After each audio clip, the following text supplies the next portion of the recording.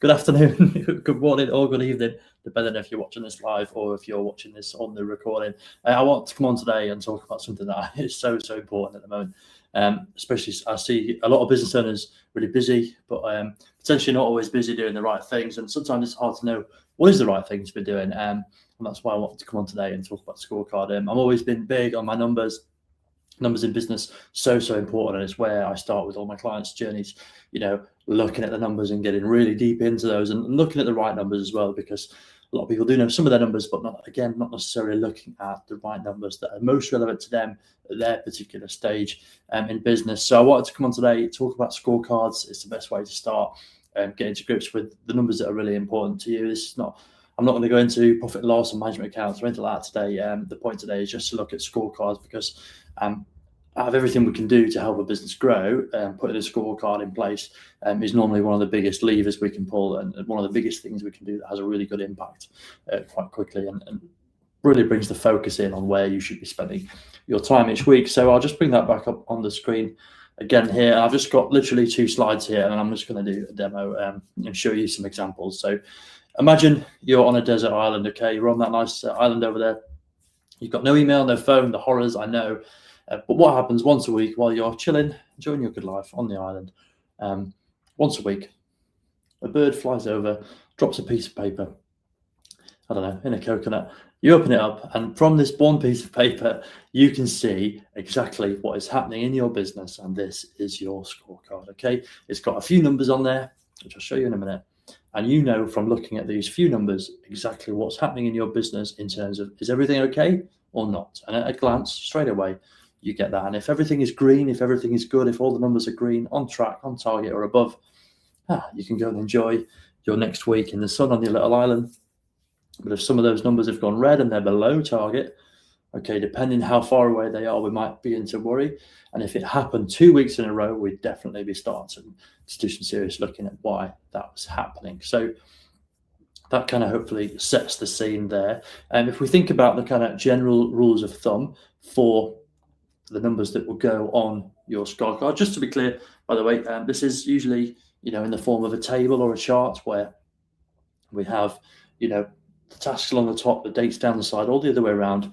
And we say we need to have this number of these this week or in this period. And like it says there, the first rule of thumb there is weekly activity-based numbers are best. Okay, and like it says there, this is very different to your management accounts, profit and loss. It's not meant to be a replacement for those. Absolutely not. But if we can track things weekly, we've got 52 opportunities to correct that through the year.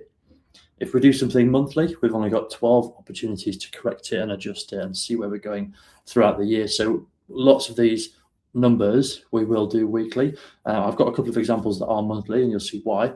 But at least 90% of the numbers on our scorecard are tracking weekly, because we've got so many more times to do something and correct the course if it goes wrong. And I had the same conversation with someone on Friday last week about newsletters. We're talking about newsletters, not something they'd done before in their business. And they said, oh yeah, so I think we'll send out, a newsletter now once a quarter. Long story short, we got talking about that. And, if you send a newsletter out once a quarter, 4 times a year, people whose inboxes you land in, they've only got 4 opportunities to hear from you through the year. If you go to monthly, they've got 12, or if you go to weekly, again, 52. And if we look at the average open rates of emails and things like that, you can see why sending a newsletter weekly is obviously a far better idea. And if you miss the odd email and you're only getting them every quarter, by the time the one that comes in that you actually read, you might think, God, who are these guys? Why are they emailing me? Unsubscribe. And that's when your unsubscribe rates rocket. So it's the same principle here. And weekly, we can translate across a lot of different areas in the business. But I'll leave that there for now. So yes, weekly numbers are best. Number 2, constructed well. It should be a proactive tool that helps you see problems before they happen. And that's what I was talking about with the red and green. So what we'll do, if numbers are green against our target or on target or above target for the week, they go green. But if they're not, they go red. And by starting to see red on our scorecard, exactly, we know that something is coming potentially, and there's something starting to go wrong. And that is where step number 3 comes in. We can red flag those measures that are off track and get back on track, and say as soon as possible. And then number 4, there, you never get it bang on to start with. It takes time. And this is absolutely true. We always start with a scorecard, what we think is going to work. We put our guest best guesstimate targets in there, but they're not necessarily always going to be perfect. And we will tweak this over time, and that's the point of it. We will get in there every week. We will look and adjust and look forward and adjust and do what we need to do to make that happen. So a little example here on as a template before I show you our real examples that we're using now in real businesses.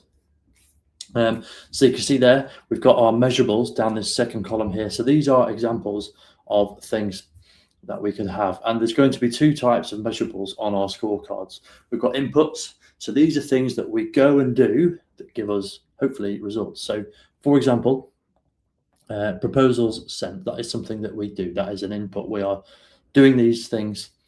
Yeah. An output is something like inquiries. So inquiries happen to us. They're out of our control. So that's an output. Weekly revenue, that is an output of, I guess, proposals sent. New customers, new reviews. Again, both outputs. An input to do with reviews might be number of review requests sent. So I actually think now, this is a couple of years old, this slide, but I actually think now a better thing to track is review requests sent. How many people have we asked for a review? That is an input. That is something we can control. So if we can send out 10 review requests a week, depending on how many customers we have, of course, that is something we control. And how many reviews we get off the back of that is somewhat out of our control. We can definitely do something with that number, but largely out of our control. So that is an input. Review requests sent, new reviews received is an output.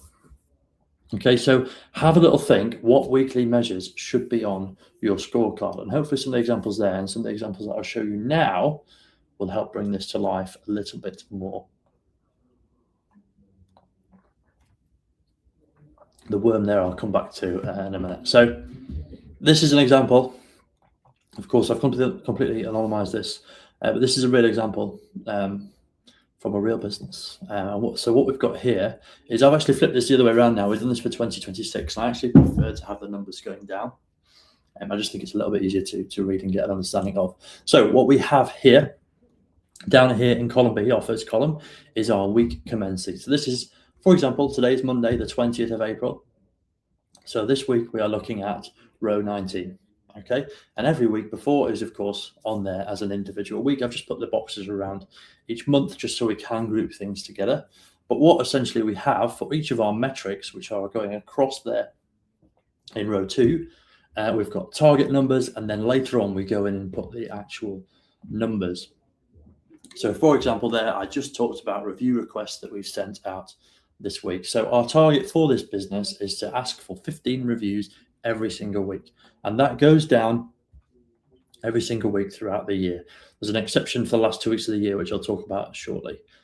So what we can do is we can put our numbers in here and we can say, cool, okay, 15 a week is what we want. And we know if we do that, we'll get hopefully a good number back and we'll look to increase that number and all that thing. But if we know that in our business that we need to be consistently going out and getting reviews for our business to help with SEO, GEO, get found in AI, all that good stuff, and improve our reputation. So we need to be consistently getting reviews. So to do that in this business, the target is 15 review requests per week to be sent. And then, of course, what we can do the week after the 5th of January, for example, so on Monday, the 12th of January, or at the end of the day on the Friday, which would be the 9th of January, you can go in and put your actual numbers in. And the template I've got here doesn't have this set up, but what you can do is you would essentially then color in the cells red or green. So it's good to have a bit of conditional formatting on here. So you type the number in and then it automatically goes red or green. So in this instance here, all of those cells are green because we've beat our target. Super simple, red or green at a glance. So straight away for that, we know that we're doing something right. Actually, with sending out review requests now, a lot of that can be automated by a text, WhatsApp, email, combination of all those things. And actually doing this is now super straightforward and pretty much hands-off because you can automate it as part of your customer journey. So super straightforward there. We did used to look at, like was on the other slide, reviews received, but actually I didn't like doing that because it's completely out of your control in to some respects how many reviews you receive. But we know if we're trying to get 15 reviews, if we're asking for 15 reviews a week, you know, some weeks we'll get 1 or 2, some weeks we'll get 6 or 7, but actually it's the consistency there. And this is actually something that can be delegated to a team member, send 15 review requests a week, rather the waiting for reviews to be received was a bit more of a passive thing. So this is actually, you can put someone's name against this and say, you are responsible for this, for example, or the systems are. and then you can track it here. So this is a much better metric to track if you like. Cool. So next one here, you'll see we've got a few zeros in this column, which I will explain. So upsell letter / email sent. So a big part of what I do with my clients, especially in the beginning, is we will try and get more business from their existing customers. So this might mean selling their particular customers more services. So can we upsell and cross-sell them to different services that we have? So if you do 8 different services and a lot of your customers are only perhaps engaged with you on 1 or 2 of those services, and actually they could be engaged with you on 3, 4, 5, or 6, how about we actually contact these people and invite them to purchase more things from you, bring more stuff in-house to one umbrella for them. Of course, lots and lots of reasons why you would do that. And essentially, the way that we do it in this business is rather than once a week, this business owner, he looks in the last week of January at all his clients that he's going to see in February, because in this example, he goes and sees clients once a year or twice a year. So he goes and looks at this and goes, right, I'm seeing at least 20 businesses every month, sometimes 30 or 40, but how many people can we proposition to? So we've got the template email that we send, and this goes out to all of the February customers on the last week of January, for example. And on the last week of February, we'll email all of the March customers and then start conversations from there. So that's why it's 0 on the other weeks. And you'll see here on the last week of each month, we've got our actual target, which is 20 there. Cool. So that is green. Green is good. Hopefully that makes sense. Cool. The next thing is neighbor cards. So this is a great thing to do if you are a business which goes and does work in people's properties, in their businesses or in their homes. The idea here is you have a printed card that you would dish out to the neighbors around the house that you're working in. So for example, let's say you're a plumber and you're putting a new bathroom in at number 10 on a street, street full of houses, and you're at number 10. What you would do is before you finish that job and leave that job to move on to your next one, if it's a job over multiple days, you just do it once during these few days or at the end. Ideally towards the beginning is better. But you deliver a card and you put it through the neighbour's door, and it would say something like, hey, this is me from Bob's Plumbing. I'm just working up the road at, and then you would leave a blank space on there, and then you would literally just get a Sharpie and you would write on there number 10. So you would say, I'm currently working at number 10, fitting an amazing new bathroom. And then you would have a bit of maybe some reviews on there, some links to your website, a little QR code perhaps, but somewhere where people can find out a bit more information about you, just a couple of pictures maybe from work you've done in the past. There's loads of different businesses you can apply this to. If you're a business dealing with other businesses, I'm just round at Unit 7, servicing the fire extinguishers, or I'm just round at Unit 3B, upgrading their IT systems, whatever it is. And you can pop around all the local businesses or local houses and drop in the neighborhood cards, and it's implied trust, right? So if that comes through my door at number 12 next door, oh, Mr. and Mrs. Smith next door are having their bathroom done by this guy, he must be okay. And it's not going to guarantee you lots of things. However, by having that implied trust, oh, my neighbor is using them, instantly puts a bit of reassurance in people's mind, meaning they're more likely to come back and inquire with you as and when they need those services. And I've seen people have these cards, just A5 card, and they'll have a magnet built in. People can put it on their fridge or on a cabinet. And so when they do need you, they might just stick it on the fridge and save it for later. So the goal here is 10 per business.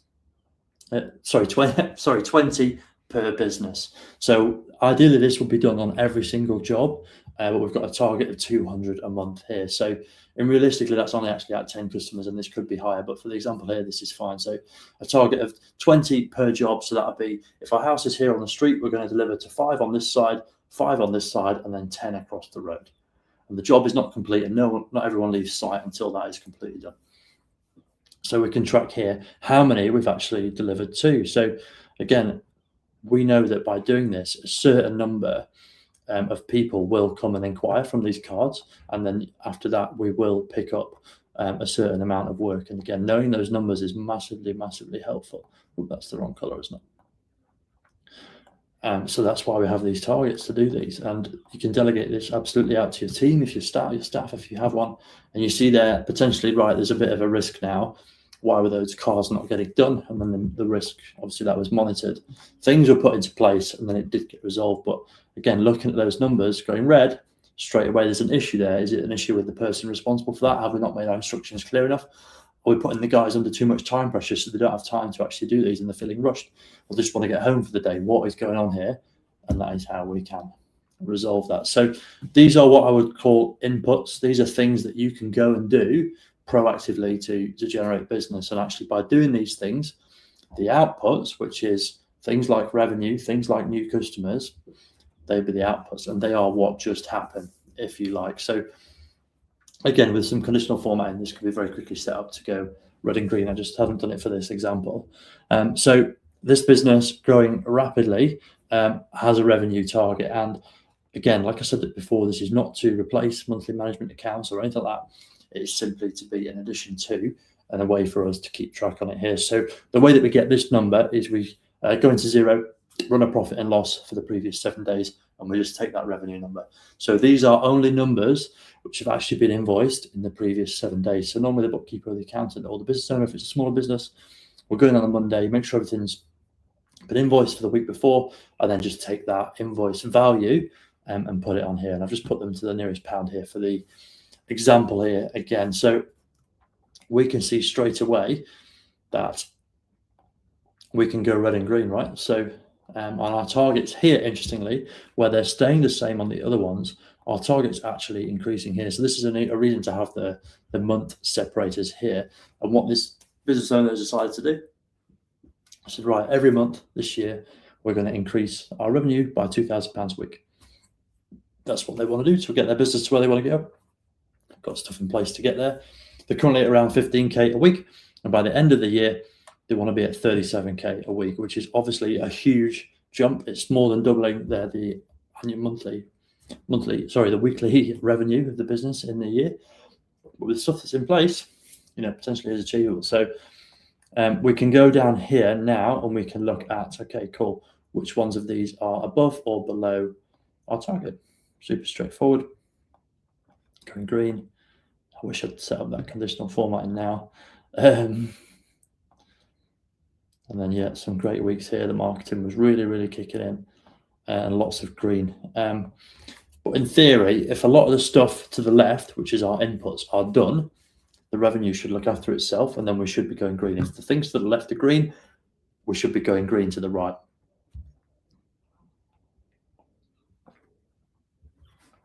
Cool. And then our last one here, new customers. So actually what I'd like to do is have this on the other side of that and revenue last. So 5 new customers is a week, and we know that some will come from doing the neighborhood cards and some will come from the other marketing that these guys are doing. So again, if we get these new customers, we're going to hit our revenue targets most likely, especially with the upsells as well, because of course new customers is one thing, but actually increasing the revenue can be done from our existing customer base.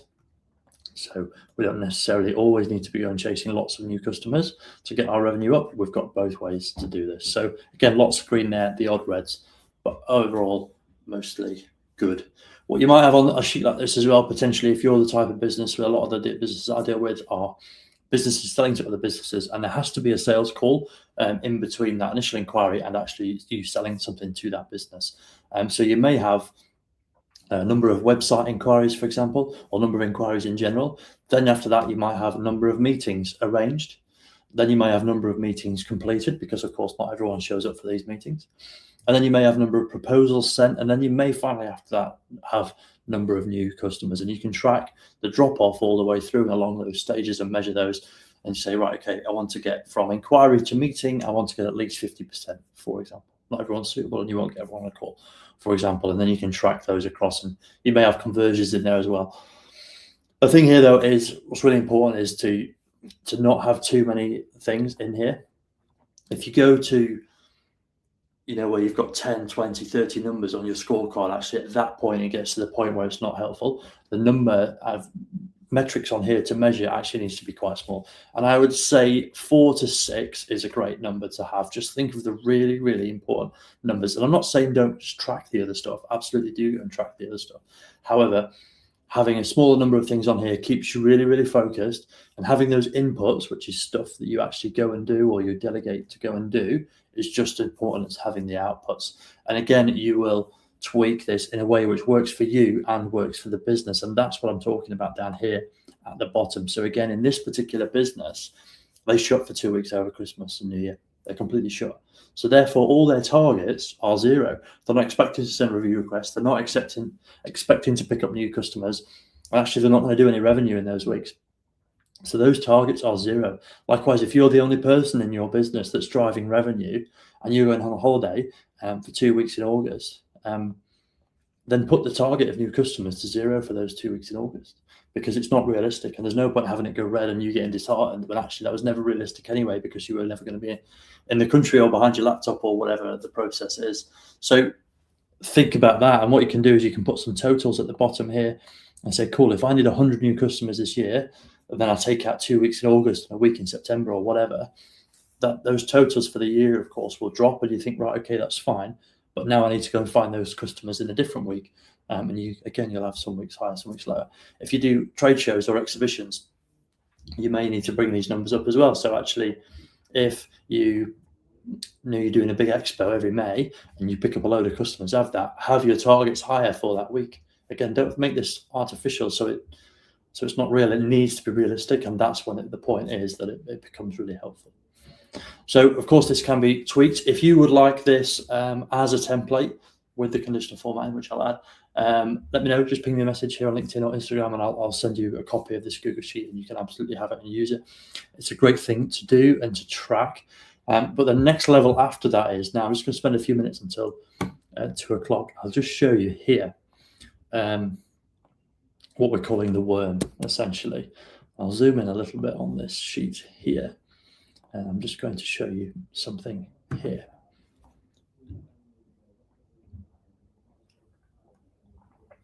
Cool. So the worm is coming. But what we have here essentially is another Google Sheet. And what this is doing is this is purely looking at our monthly revenue and its target against actual, essentially. It looks a little bit potentially complicated, but that is all that it is. So we're looking at the target revenue per week for 2026 and the actual revenue for 2026. And the same number that's going in our scorecard here is going in our worm. Now, the reason for doing separately, I've picked the same numbers here just for ease for this example. However, there's an argument for having them potentially not in both places and just having them here. But the principle of the worm is you could track pretty much any target, any number or metric that you have a target for, you could potentially track in the form of a worm. And I'll show you the worm in a minute, because I'm conscious this is just a table. But as a brief run through, what we have here in column B is our weeks again. So this is the same from the page before, all of our weeks. We then have our target monthly revenue. So that should say weekly, I apologize. Target weekly revenue. So each week we have our revenue target, which you've seen on the previous tab. 15 grand a week, and then 17 grand a week, and it goes up like that. And then in the next column here, we have our target cumulative revenue. So 15 grand a week for 4 weeks is a target of 60. So by the end of January, we should have done 60K total, and then it goes on like that, so meaning that our total revenue for the year target is 1.282 million. That's C and D. And then in our numbers in blue, E and F here, what we have is our actuals. So again, this is the same numbers from the scorecard. This week, the target was 15, and we did 15,486. That means our cumulative for the year is 15,486. The next week, we did 15,236. Therefore, the cumulative for the year is 30,722, which is, of course, those two added together.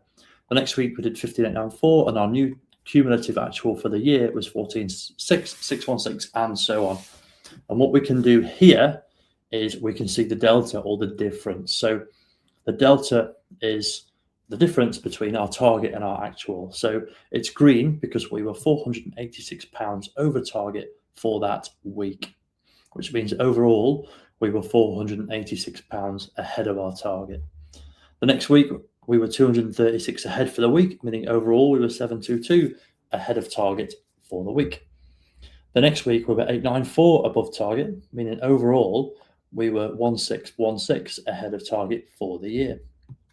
Now, the next week, we were 167 off target. That's why it's red. We were 14,833 with a target of 15. Therefore, our difference for the year, we were still up 1449, down now, that 167. So you can see here straight away in this cumulative column, even though if we have a few bad weeks, depending how the year's gone so far, our delta overall for the year can still stay positive. So this last column really is what we're looking at. Of course, it goes red here because we haven't got the values. But if we had some really big months here, big weeks where we were way over target, you can see our difference gets much, much bigger. And then it got brought back down. So there was a massive marketing campaign done here, which obviously paid dividends and will be repeating in this business. So that's great. We've got this at a glance. Actually, this, when you create it, you put your targets in at the beginning of the year, and then all you need to do is once a week put this number in. I know it looks complicated, but actually all you need to do once a week is fill in this one number. That's it, and the rest just does it by itself. So it's this blue column E. That's the only thing to update once a week once you've set your target. So super straightforward. And as you do this, it populates this little chart on our next tab here. So this is the worm. So essentially what this is, our blue line is the target, and you can see that is just slowly going up at a bit of a curve. It's not dead straight because our target does increase each week. But what we've got on the red is our actuals. And you can see down here whether the red is above or below the blue. And for most of the time, it's just on or it's just above. And you can hover over there and see as well what the two numbers are, but it's just above. That's great. And then we did our big marketing campaign and we increased that gap above. And then of course where it flatlines is where the weeks haven't happened yet. So we just look up to our most recent one there, and that dead horizontal line means that that week hasn't happened yet. And of course, once we put a number in, this dot here will jump to the relevant point. So we can see here now we're tracking just ahead for the year. And that's absolutely great. I've only got this graph currently going up to the end of June for the first 6 months of the year. Otherwise, it's too small to really see. But you can tilt that view and just have an eye on what you really want to see. So by having this at a glance, and again, if you imagine if you had 5 or 6 of these, one for each number on your scorecard, you could see for the year straight away, are we above or below our target for the year? And you can get massive, massive value from this at a glance. And this is also really easy for your team to understand, because if you really want to get your team engaged around sales and conversions and making them all buy into building the business with you, if you can share a few graphs like this, it actually makes it a lot simpler for people. If you walked in or brought up on screen your team and showed them this, a lot of them would go, oh my God, what on earth is that? And you might have the same reaction yourself looking at this. If you can actually say, cool, this is where we're up to this month, team. The target is the blue, the actual is the red. So you can see this campaign we did recently is great. We're just now above target and we're nice and comfortable above, but we do need to keep pushing. Something like that. Of course, that wasn't the best motivational speech, but you get the idea there, and you get the team and you really quickly can see, cool, we're ahead for the year. Now let's keep pushing that, And this is just one example. This is just the revenue worm, but you could put all kinds of data in here and have multiple worms perhaps on the same graph. You could also add multiple years on here. So I've seen a business where they might have the blue line for 2026, but then the year before they might have a green line, and that shows the actual for 2025. And of course, that would be going all the way up. And what you would see is the year-on-year growth. So perhaps, the 2025 line might just sit below, and you can say, cool, this year we're doing that. And I know a business that's been doing this for 5 years, maybe 6, and they've now got, they're now building their 6th line up at the top, and everyone on the team can see the revenue growing each year. And it just helps everyone get more and more bought in, and really makes it more real for people at a glance, people that are visual learners or people that just want to see something very quickly at a glance. This is a great way to do that. And it's all from this template here, which again, complete column C when you're planning and complete column E with weekly figures. It's because I have 2 versions of this, one weekly, one monthly, depending on the business. So yeah, super straightforward. So I will leave this little video there. Of course, if you watch this and you want any of those templates, just ping me a message. I'll glad to give all of those templates away. I'll give you the copy. I'll give you a link and you can just duplicate this Google Sheet, or I can give it you as an Excel file if that's what you want. Just ping me a message here on LinkedIn or drop me a message on Instagram, depending where you're watching this. Or of course, head to my website and just drop me a message there as well. Happy to help. And if you've got any questions or you want a bit more explanation, of course, ping me a message. I'm more than happy to help. So I hope that was useful. Enjoy the rest of your day and thanks for watching. Cheers.